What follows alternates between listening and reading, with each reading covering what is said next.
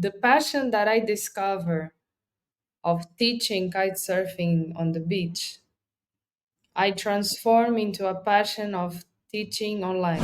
We definitely need empowerment, constant training of our founders.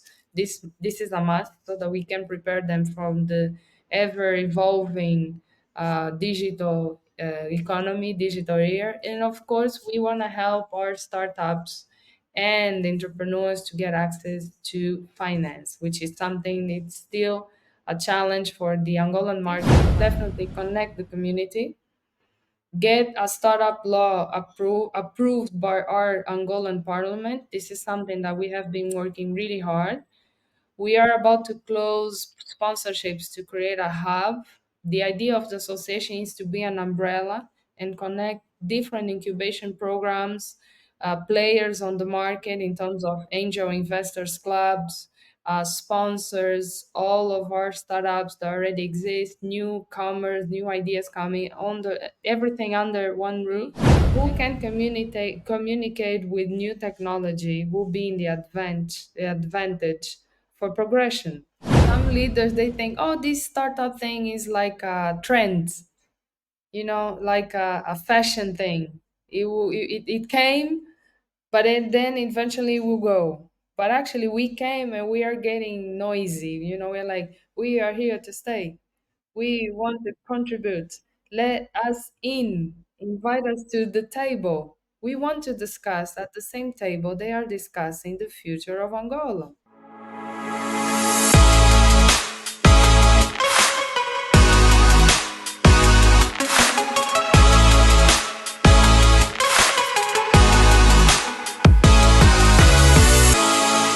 Hello, everyone. In today's episode, we're delighted to introduce Lisa Videira.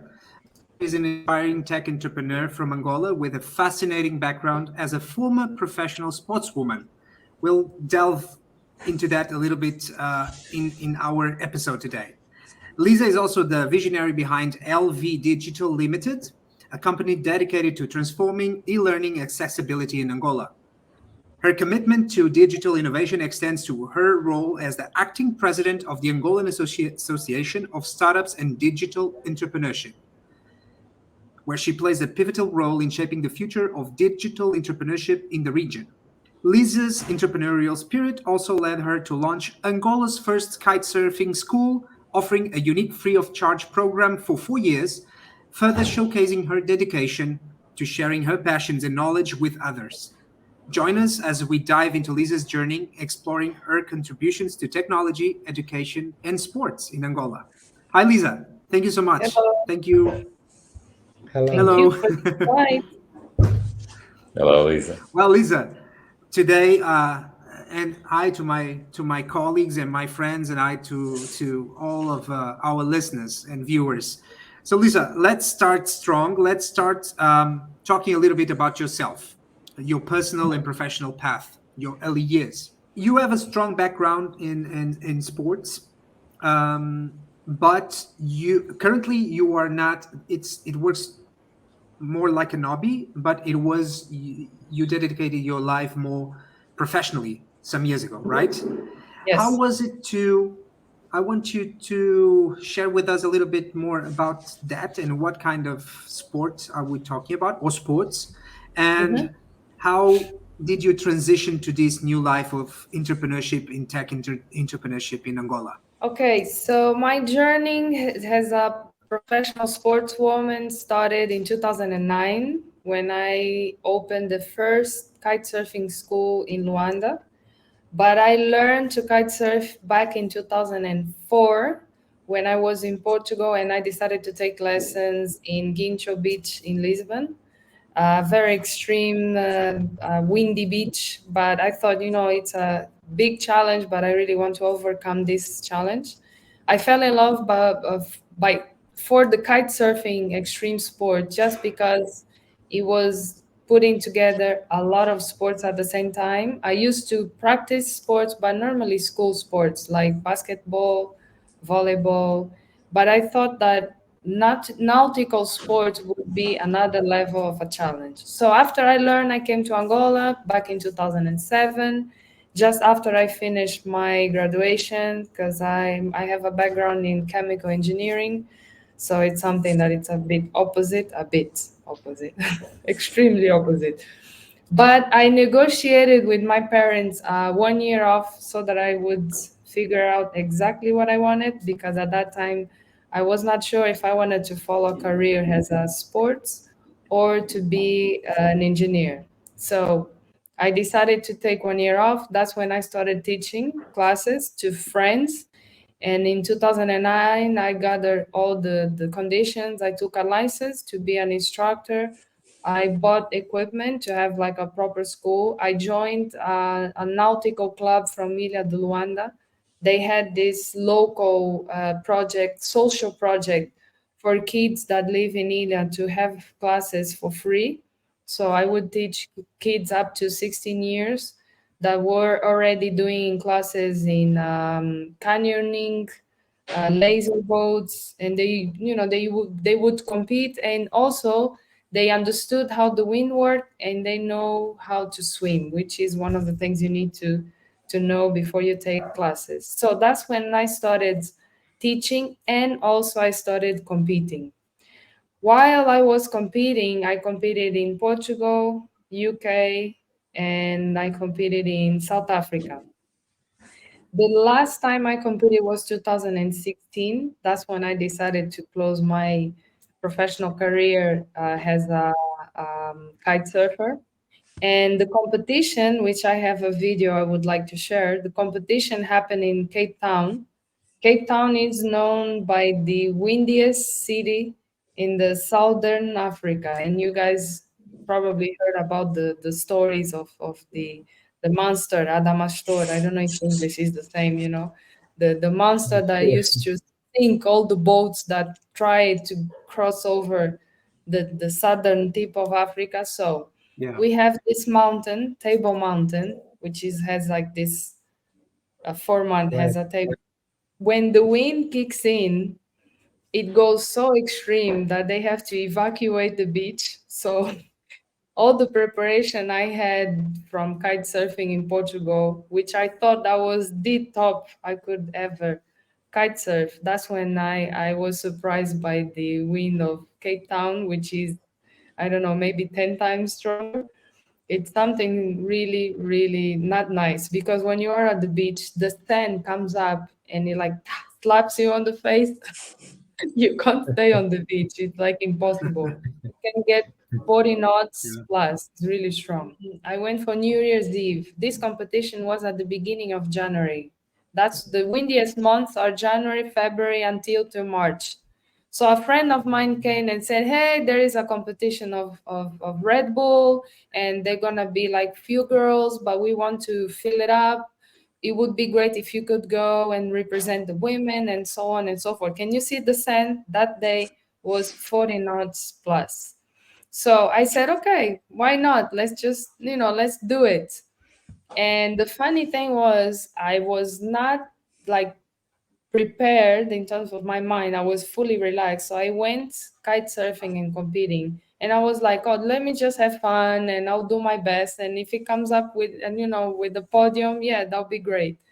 So what happened was I won the competition. I managed to get first, and I ended up having the highest jump in the women division. I think it was something like 8.4 meters, something like that, because we have these devices on the boards that could measure the speeds, the gravity, and the height that you could go. Uh-huh. So it was a really, really nice experience.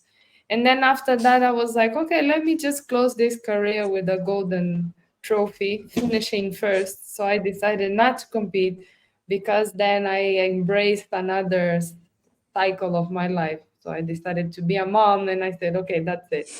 Although I wanted to compete, but that was the last time I really competed, um, mainly internationally, like outside of Angola. We organize some competitions here locally, but it's not the same level of extreme winds and conditions Hmm. that we can find in places like Cape Town or even Guincho, Portugal. because the winds in Angola, they are friendly, very, very light, not compared to these extreme weather conditions. So this was the height of my professional career as a sportswoman. And that thing was really good because it I learned a lot with the experience of being a sportswoman, because when you compete you lose a lot. You have to lose, train, Yeah. train, train hard until you get some steps up. And I think these skills help me a lot to become and transition to be an entrepreneur, Mhm. because when I decided not to continue my career, I started, of course, looking for a job. I got a job. I worked for a private company for almost 6 years in terms of project management. But then I said, maybe this is not my thing, 9 to 5 job, and I'm a bit of a leader type. So that's when I decided back in 2018. Yeah, 2018, it came up the idea to create my startup called Nzoji Academy, which is the project, the e-learning platform. And for that, I created the company LV Digital, that represents a company in the area of education. So that's how I transitioned from one profession to another to become a tech entrepreneur. Well, Lisa, thank you. Thank you for Great. sharing that with us. That was my next remark or question would be, in which way sports helped you, transition to entrepreneurship. Um, Yeah, I was reading the other day an article saying that sports people, they are the best salespeople, or they are potentially good for the sales job. And what they say, you can compare with entrepreneurship in terms of, you got to be resilient, you got to be comfortable with rejection, right? You constantly. Yeah, said you got to be competitive, you got to also work in teams, be able to work with teams to yeah. accomplish a same set of goals. And I mean, Maybe learn lots of from commitment. mistakes. You got to work for years, and you don't get the results right away, right? So you go Yeah, and practice, you go to tournaments, and yeah, and you don't get the results right away. So I can imagine that maybe sports yeah, competition, on a high competition level, um, helped you transition to this new venture of yours. And yeah. I think it's true. Yeah, mainly because, well, when you start competing, you don't go in and start winning like straight away, unless you're Messi or you're Even like, him, even Cristiano him, Ronaldo. Lisa. Yeah, it's like 1,000 hours of training, a lot of mistakes, a lot of misses, a lot of rejection. And the hardest part for me was first to accept that you got defeated and you didn't pass. You didn't win when you plan to win. Especially when you plan to win, you normally don't win. That's funny how life is, especially in sports. You gotta build it. You gotta learn from mistakes, because it's hard to get the evaluation if you don't have a coach, which in a lot of the competitions I went, I didn't have a coach. I had to reevaluate my mistakes. So that is something hard. That's why when you have a team, you can progress faster. I Mhm. remember at the time I launched the school, I was trying to get sponsorship to represent Angola in the Olympics, because it was being discussed back in 2009. They were already voting to get kite surfing in the Olympics. Now they got approved. I think they got approved 4 years ago, something like that. They are creating this racing modality within the Olympics. And my dream back in 2009 was to hit the Olympic Games. But, after a while, I started changing my dream, because I was like, maybe this is not going to happen, because the environment, the conditions were not, molding, or were not going in the direction I wanted. So after a while, you just change or you update your dream. That's when I start thinking about tech entrepreneurship. One of the funny thing is the passion that I discover of teaching kite surfing on the beach, I transform into a passion of teaching online. And then I Okay. started looking for platforms of e-learning that I could create content, video content, training online to put my content on. But my condition was I wanted a platform that any young Angolan could get access by paying kwanzas. And back Yeah. in 2017, when I started researching, there was no platform of e-learning at the time that accepted only payments in kwanzas, either by the transaction, Yeah. direct transaction from account to account, or if you could like sort of pay using the reference entity codes of the Hmm. product and then the amount.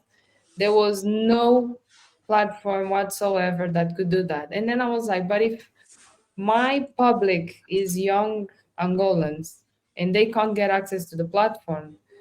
So it doesn't matter for me to go to a platform like LinkedIn, Udemy, or any Mm. Coursera, any these huge platforms that they cannot have access. It doesn't matter. I need a solution for Angola, for Angolans, Yeah. and in Kwanzas. So that's Yeah. when I said, okay, if there is no such thing, there is no solution, let me create my own platform that I can put my content and also help other content creators at the time that do training online put their contents and get a solution for payments in Kwanzaa, not just PayPal, Visa, or even Bitcoins. Yeah. We have a lot. But Yeah. Kwanzas, just simple Kwanzas. That's when the idea of creating the academy platform for e-learning came up.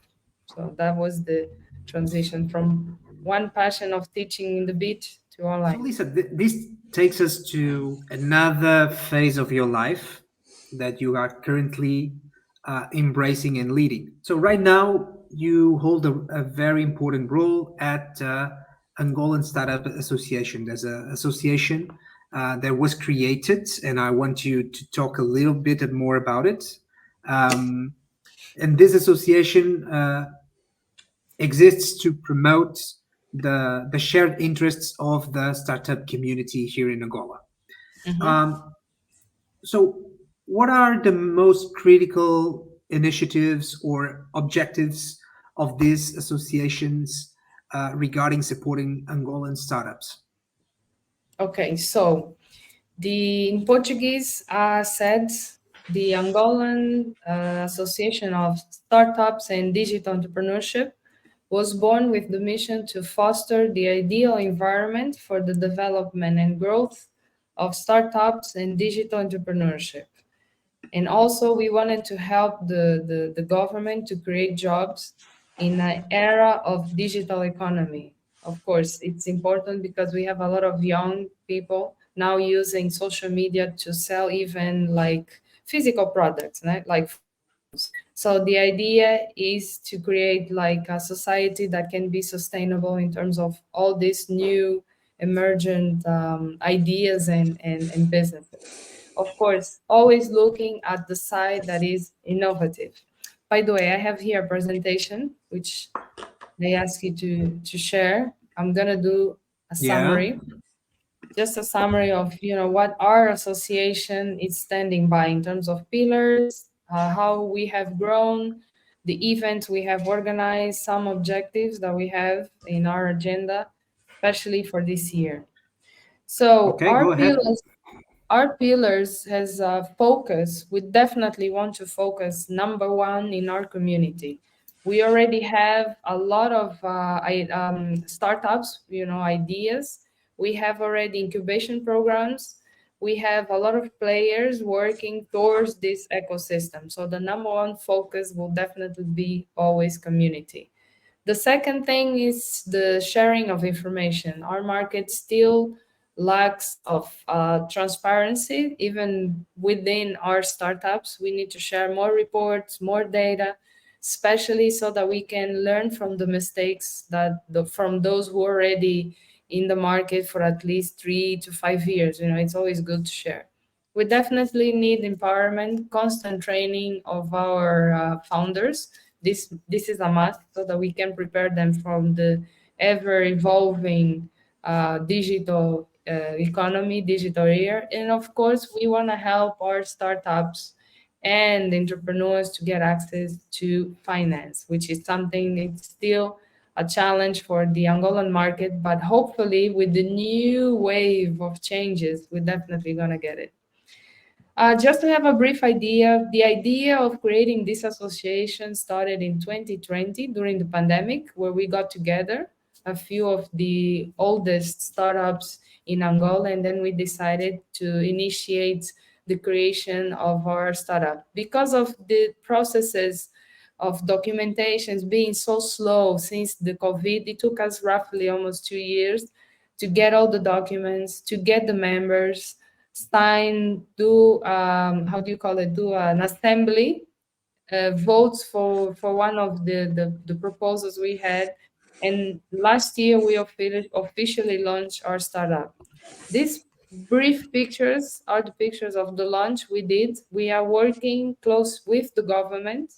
One of the entities we are working is called INAPEN. It's the Institute for Medium and Small Companies. Companies, yeah, enterprises. We already did some events. We did the first networking event last year, 2023, and it's something that we're gonna do hopefully monthly. We're already arranging this month the next networking meeting. We launch some initiatives. One of them is the co-working Thursdays, where every Thursday of every week we're gonna go to a different co-working place and organize pitches of startups. For example, here you can see 4 startups that were pitching their idea. We want to create mentorship, coaching, seminars, training programs, workshop, ideation programs to help our startup overcome problems. The other idea we launched is the Digital Open Day, which is one of the main co-workings in Luanda called Launchpads. Once a month, we go there and take over their place to organize something unique, something towards the problems and requests we got from our startups. Just a summary, what we really want to do for 2024 in terms of our objectives: definitely connect the community, get a startup law approved by our Angolan parliament. This is something that we have been working really hard. We are about to close sponsorships to create a hub. The idea of the association is to be an umbrella and connect different incubation programs, players on the market in terms of angel investors clubs, sponsors, all of our startups that already exist, newcomers, new ideas coming on everything under one roof, and of course, constantly help them to get access to finance. Other ideas we have and want to explore: we would love to have a library for startups. We would love to have discussion tables, constantly do lectures, sunsets for networking. We would love to connect investors with founders to facilitate deals in terms of investments, or even VC, venture capital companies. We really want to connect them. Get some cinema of startups. We have a lot of stories now, like Steve Jobs or Mark Zuckerberg or even Jeff Bezos. Share a little bit of this side of the startups conversation. Of course, the club of coding. We were just talking about codes. Okay, so this is all for the presentation that I want to talk about. Just to summarize, in terms of our association, we really want to focus, besides the community, working with the government. We really want to focus on public policies. We really want to Okay. be representing the agents of startups and digital entrepreneurship to influence our government for policies in favor of the Angolan startups. That's why we already created a draft. We already have an official document that we gave our inputs. We gave a lot of feedback with all the responsible entities from the Angolan government, and they already took the document and they are internally revising from each ministry, each entity that needs to give a feedback so that we can definitely at probably the end of 2024 have a closed proposal and submit it to the parliament for approval. That way we will definitely, first of all, regulate the market. We need urgently to regulate our startup market. And second, we will definitely manage to guarantee that our investors have a law that protect them so that we can facilitate direct investment to the startups instead of having other policies that now the government implemented to receive investments outside of Angola. So these are the main Oh, purpose of our organization. I hope I didn't went too no, long. it's no. It's interesting. So, what comes to my mind is because of all the bureaucracy to get all the permits, and you started doing this during COVID. It Yeah. took you guys almost 2 years just to formalize the entity. But right now, that is over, and one of your main projects is to prepare. You are helping, or you are supporting, or you are giving advice, or to a startup law, a startup act Yeah. that will address specific problems for the local startups here in Angola. It's to address specific problems and to avoid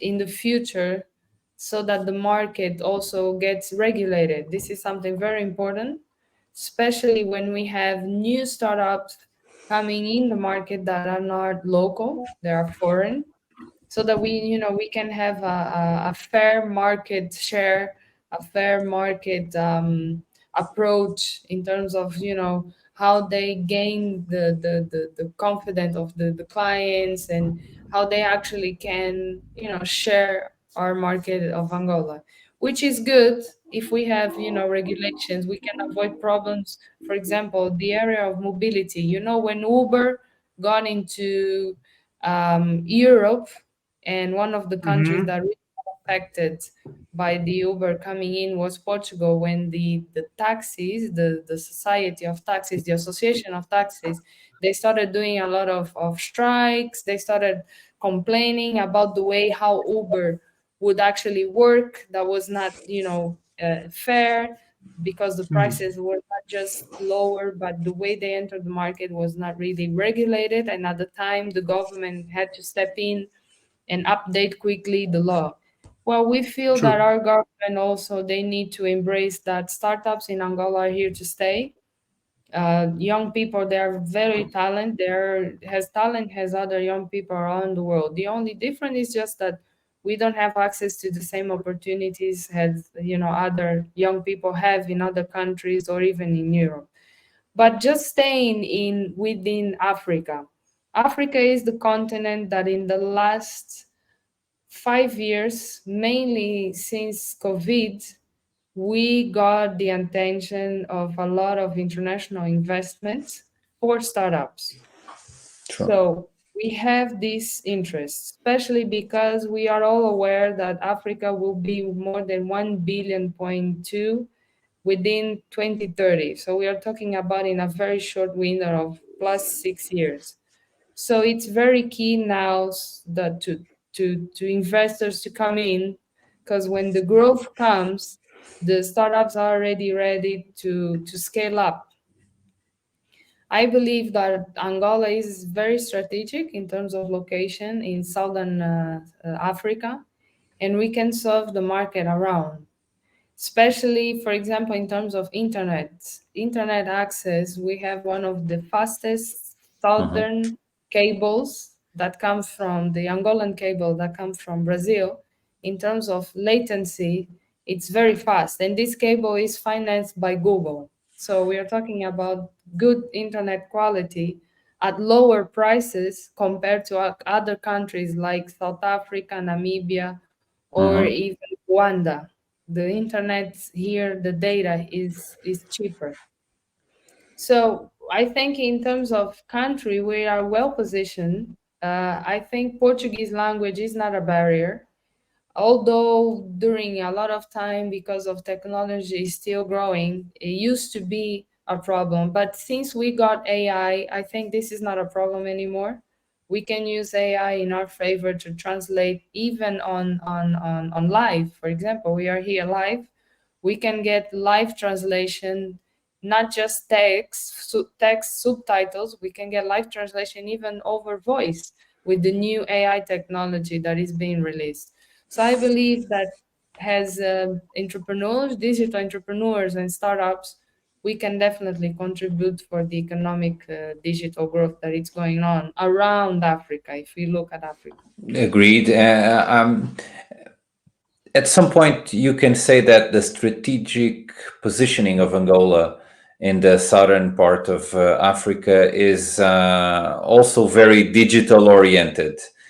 Yeah. Based on that, and your knowledge about the startups in Angola, I believe that most of them, at least the most famous ones, have a connection to the association, and they were in the inception of the association. Do you have any success story, and is there a strategy or strategies that are more applicable to Angola? When you define a success story, are we looking at a success story like Facebook? That will be hard. But we have some within the African content. For Okay. example, we have one of our startups that founded the Angolan Startup Association in Digital Entrepreneurship, which is Tupuka. Mm-hmm. When they started with a Mm-hmm. marketplace that expanded and have grown and dominated the market. And now they are in countries like Congo, and they are expanding to other southern countries of Africa.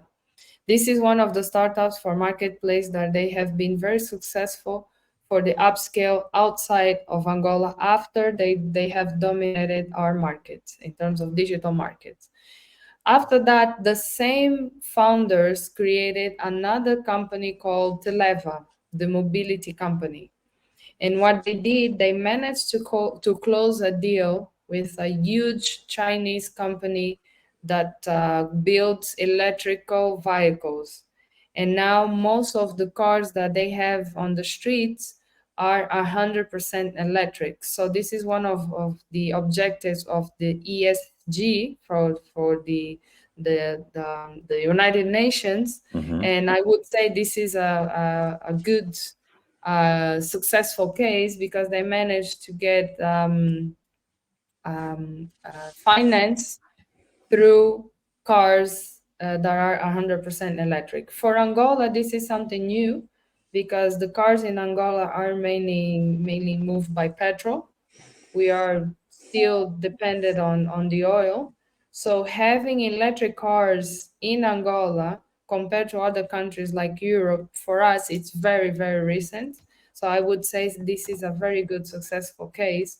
Another successful case I can mention is one of the startup founders of the association, which is We Connect, is a Wi-Fi Mm-hmm. Mm-hmm. Yeah. company, focused company, that they normally collect data by sharing free Wi-Fi in airports, institutions, universities, in Hospitals, yeah. key hospitals, key roundabouts, or free public places. And they have now expanded to other countries around the southern Africa, um, countries like, I think they are in Ethiopia. They are Yes. they're going to Rwanda, Zambia, Rwanda, yeah. Zambia. So in terms of this type of successful cases, which I would say there are opening new paths that they did not exist before, they are very successful. We don't have, although we don't have yet a startup that went into a place like the New York Foreign Exchange and managed to sort of get in the startups and get their startup in and sell their shares. There is one Yeah. startup called BuyKey, a startup that is a marketplace. They are actually trying right now, as of run off now, I can say that they're actually trying to get everything ready to go to the stock markets in New York. This is one of the Angola startups is trying to get in, but still not yet fulfilled. But this is one of the goals that Fatima Almeida, I think you should invite her. Fatima Almeida, she definitely has this goal, and I believe that sooner or later he will make it.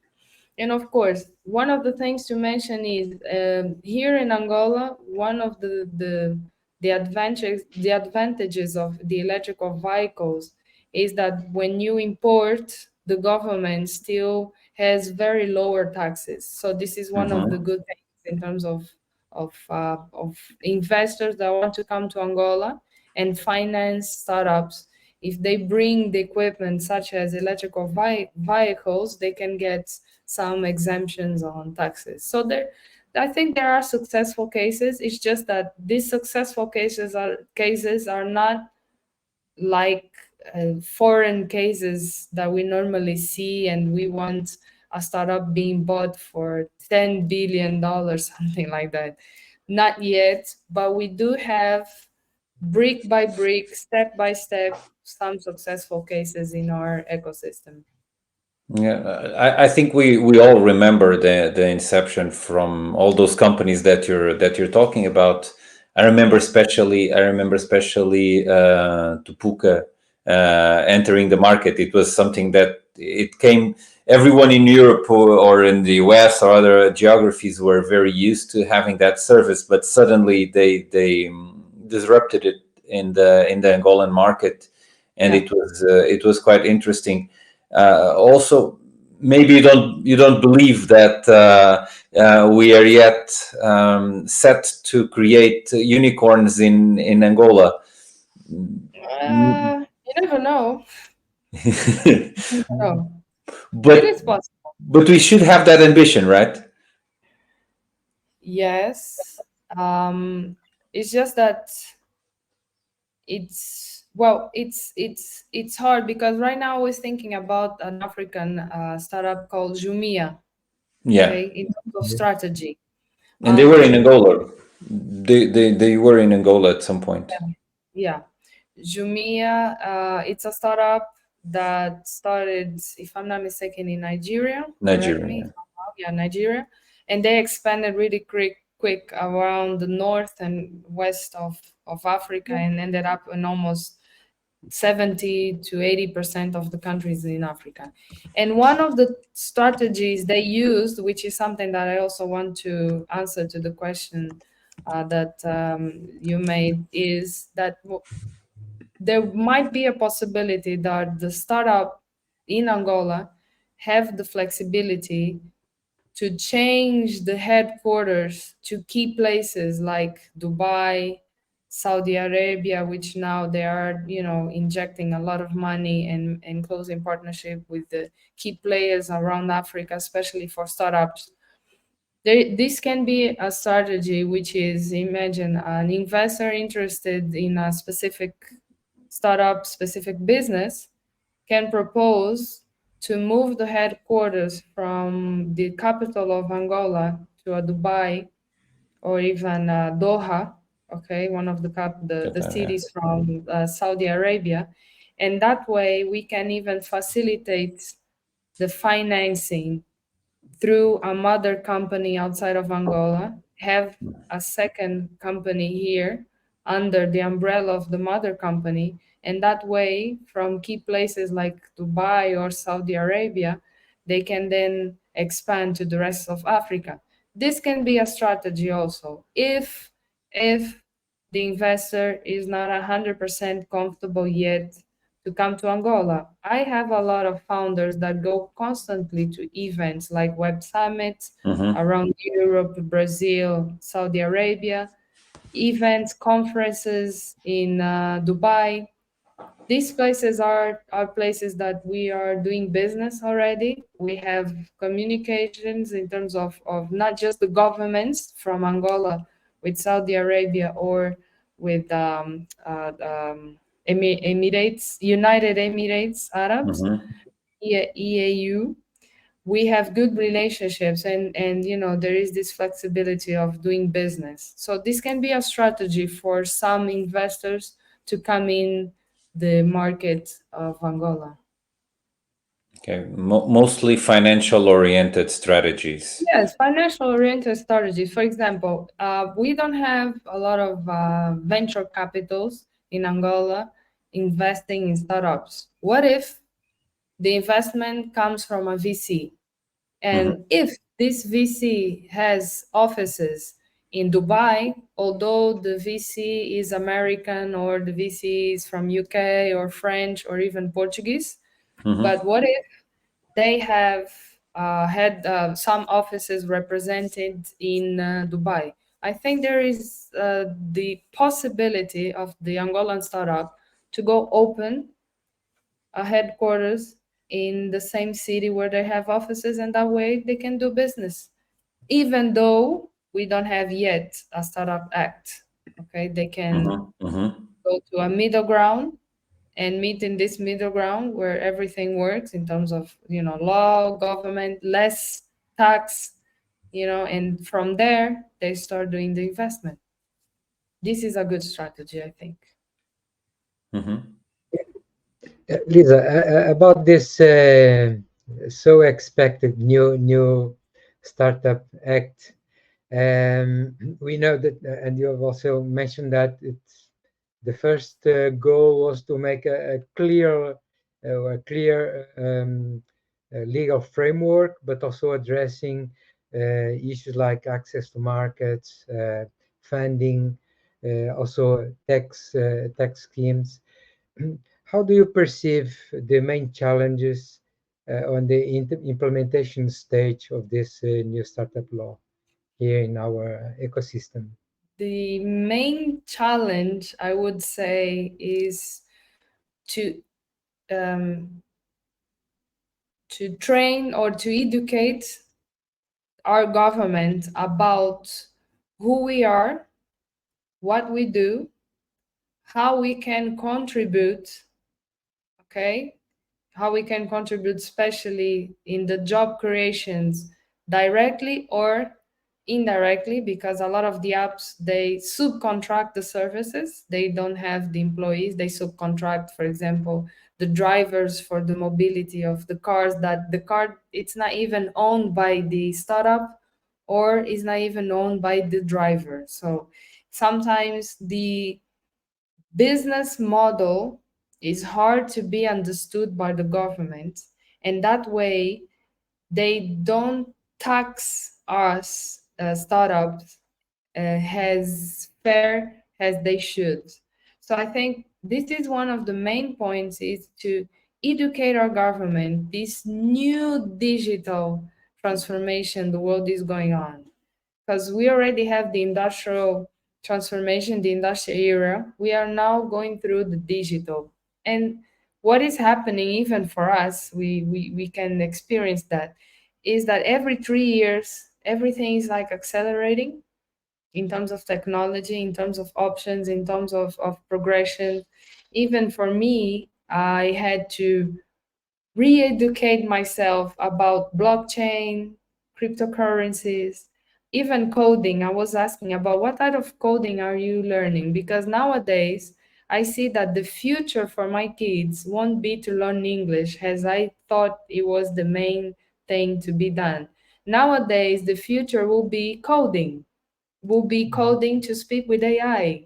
It's not going to be any language. Even Russia doesn't, it's not going to matter in a couple of years to speak Russian or Chinese. It will be who can communicate with new technology will be in the advantage for progression.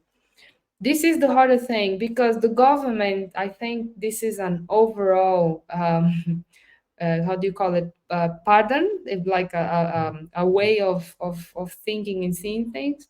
The government, they work within a framework of laws, of ideals, and if, of course, if it's democracy, they will work within the frames of democracy, and everything is already defined. Okay, what is happening for us in Angola is like our government, they need to start to get into the speed of how things are progressing.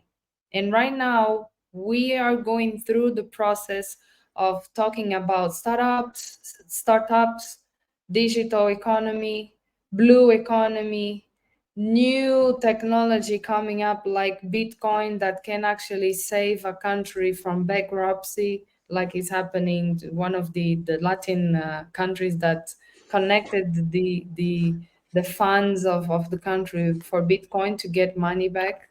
We need to re-educate our leaders so that they can embrace this new digital era and actually understand what are our necessities, what we need to help the government develop the country in job creation, getting fundings internationally, making sure that we are using the brains that we have in Angola in terms of young people. We have very bright ideas, ideas that can actually save the environment. They can help us grow our PIB because we need to start shifting from being an oil dependent country to other options, like, for example, solar panels in the future. We could invest and try to replace where we get energy for solar panels. Okay, although we are a country blessed with waterfalls and we have the dumps that generate enough energy to feed the whole Angola, but still we need alternatives. So this is the hardest thing. It's to re-educate those who lead us so that they can accept us as, together. We are walking together, not apart. Right, right, right.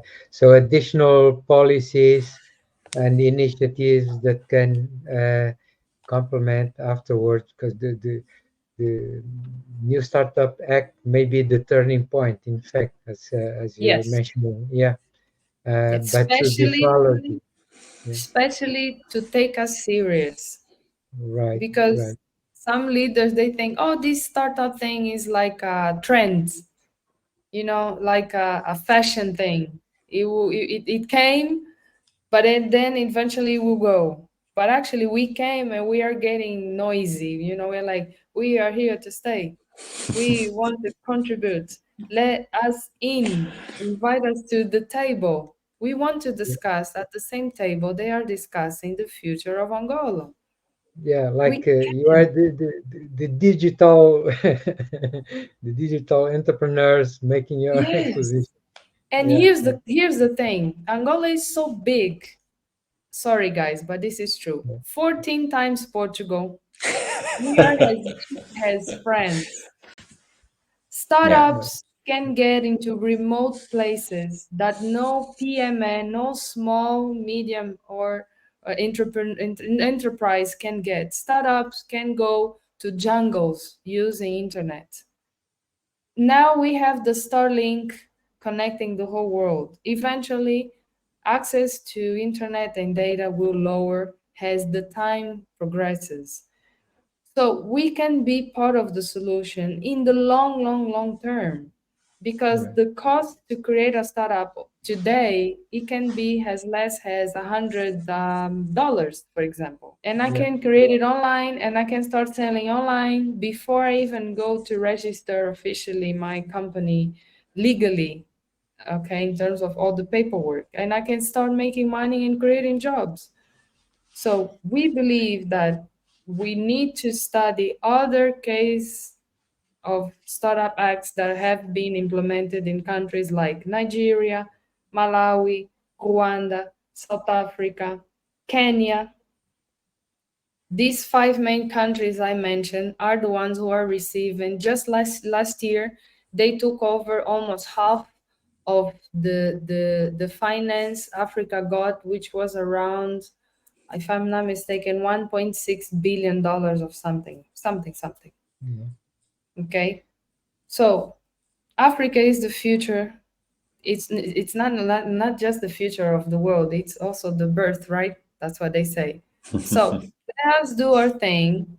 Help us facilitate our young people to implement their ideas, Mhm. get finance, and solve problems, because the main point startups do is to solve real problems of their communities, of the people that they are in contact with, and then grow, expand, and scale up to other areas within Africa that have the same problem, face the same reality, and can also help us grow not just the jobs, but also even taxes. The more companies the government has registered, more tax they can collect.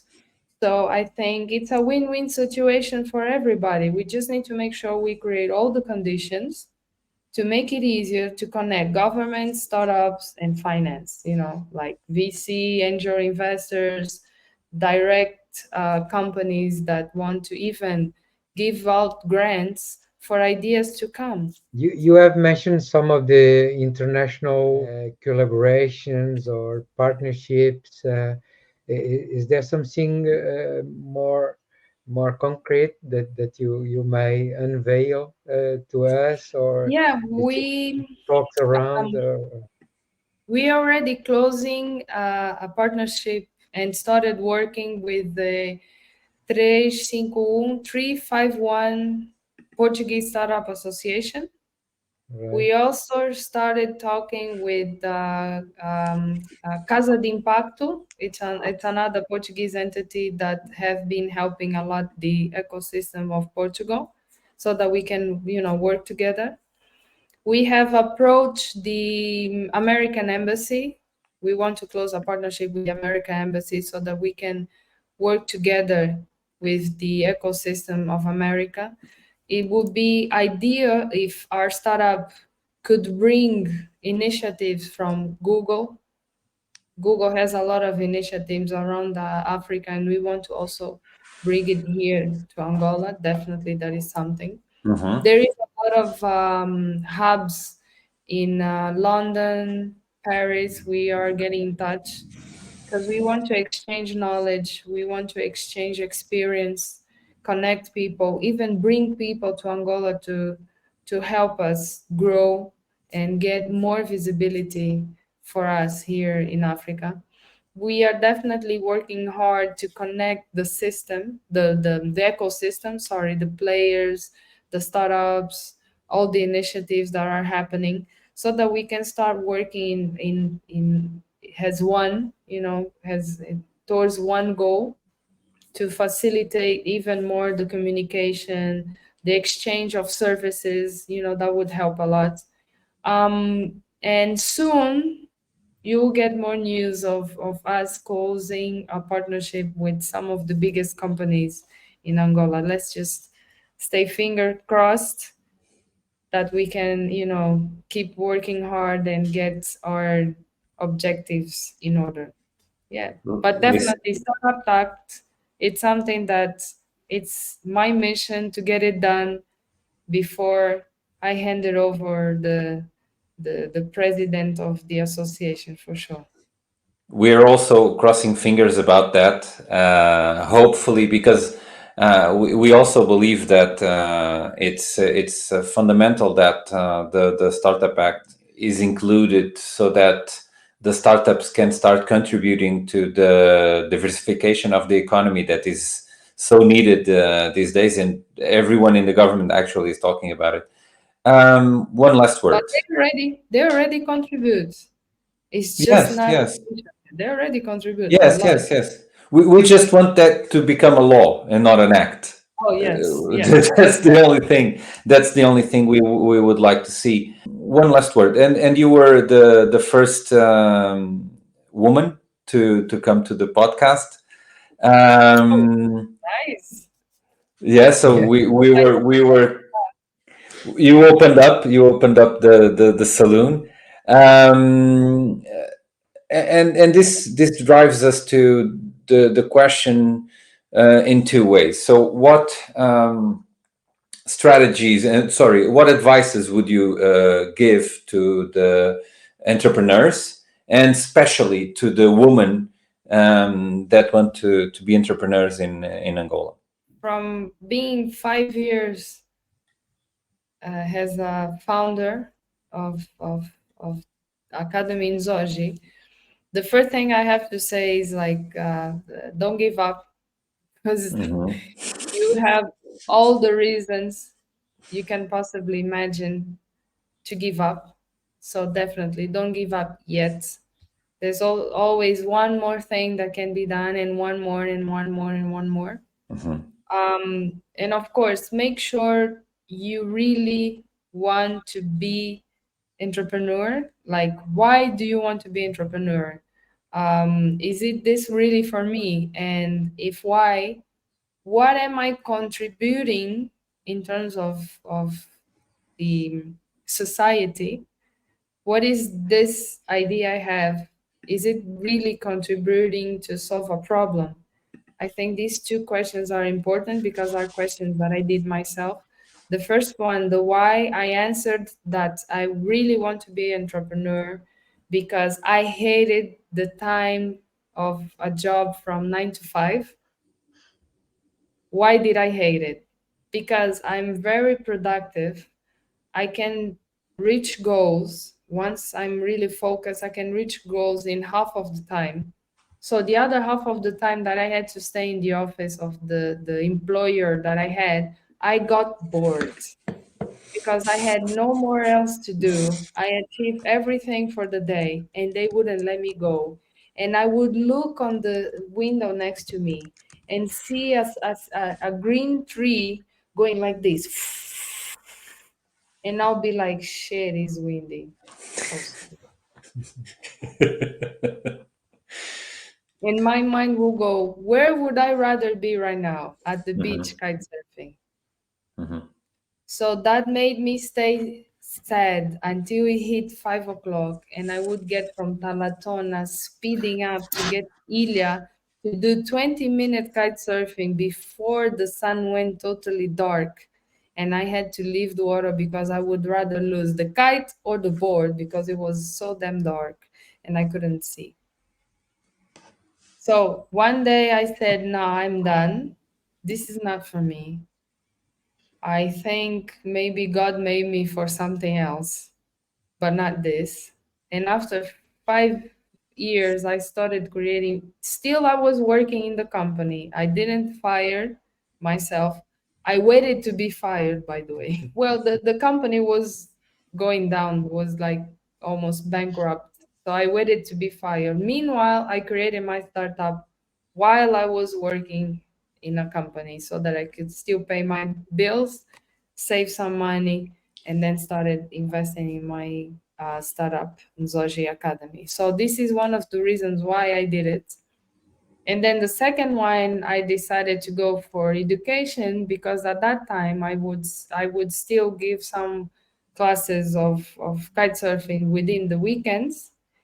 And then I decided to shift my passion from teaching kite surfing to go teach online the abilities that I had for training. Yeah, one thing led to the other one. Then I got fired, and I was so happy for being fired because I had more time for kite surfing, for my passions, for surfing, to be with my kids and work at my speeds and focus on what I really wanted. So, yeah, it depends on, what is it that the entrepreneurs really, really want. Yeah. But that's for me, guys. Don't leave your jobs, please. Actually, I was thinking, and I've been having conversations with a lot of people, and they always say, "Oh, I don't want to be working with a boss, and I don't want this 9 to 5 life." But then, whenever they face the entrepreneur life, It's quite hard, and you don't have an hour to work. You wake up with calls from clients, and you go to sleep with messages from clients and your team and your accountant, and you need to know accountancy, and you need to know about finance, and you need to, because Yeah. it's a mix of skills that you need. And sometimes whenever people start a company, they don't have visibility, they have a dream. And I think that the first time we met, it was to start a hub, and we were exactly discussing that we need people to understand how difficult it is to Yeah. start a company, and also um, how to give them the skills, because most people don't have the skills, and we need to be very honest.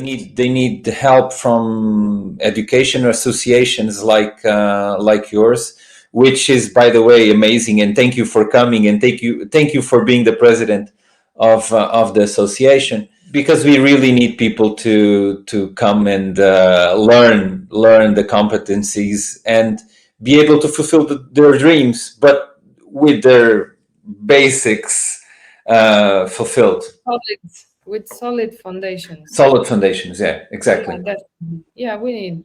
Well, it's as I said, it's possible. We have talents. We have unique opportunities. I believe Africa is at the turning point of becoming a continent for growth, okay, at its own pace and at its own way. We can't do copy paste of models that exist in other continents. We can definitely adapt African models of ideas and business in Africa, within Africa, because as Africans we have a lot in common, more than I thought I Mm-hmm, could. mm-hmm. Because I when I was as a founder and I was competing in the Seed Stars competition for the Africa. Um, I went to Ethiopia, Dar es Salaam, and I met other entrepreneurs, digital entrepreneurs, and other founders, and we definitely have a lot of in common in terms of the reality we live and the problems we face, and we can exchange that and then grow for sure. For sure. Yeah, and Dar es Salaam is, it's funny because they have they were trying to become a hub for the distribution in Africa. Yeah. Um, they Rwanda is leading, huh? Rwanda, they are building a city. How do they call it? Innovation city, sort of. Mhm. They're getting a lot of investment Yeah, many more need to come. Many more need to to be be built, created, right? to be built, for sure. Yeah, yeah, definitely. We are here. Well, we're here to do things. Doers. We Yeah, need to do doers things. and thinkers and doers and everyone pushing towards the same path and the same way. Well, Lisa, thank you so much. Thank you so much for sharing your time with us, sharing your insights, sharing your story. It's really wonderful. I want to thank you once again, and on behalf of our team. If you guys who are listening want to know more about Lisa, please go to our webpage, africatechtalks.com. We'll leave all the Social links media. to Lisa's social media, the Mhm. association. So go to our YouTube channel, visit our webpage, subscribe, like, help us grow. And that's all for today. Thank you so much, guys. Thank you, Lisa. Thank you so much. Thank you, Lisa. It Thank was you. Thank nice. you, Lisa. Yeah. Yes.